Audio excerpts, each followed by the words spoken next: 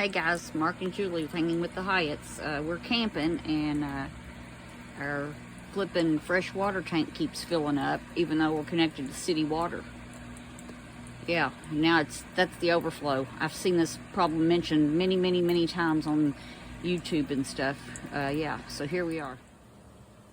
Hey guys, it's Mark and Julie with Hanging with the Hyatts again. Today we're going to be working on a water pump on my 2021 Forest River Rogue Vengeance toy hauler. I got a new water pump because the check valve, this water pump has a check valve in it that is not sealing off when I got the city water hooked to it.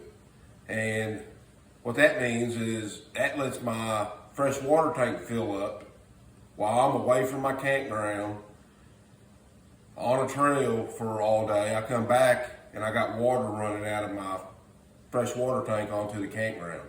Most campsites don't like that. It's a waste of water. But anyway, I bought one off of Amazon for $74.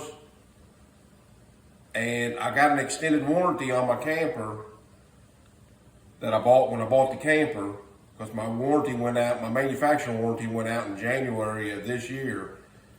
So it goes over into my extended warranty, but I got a $100 deductible.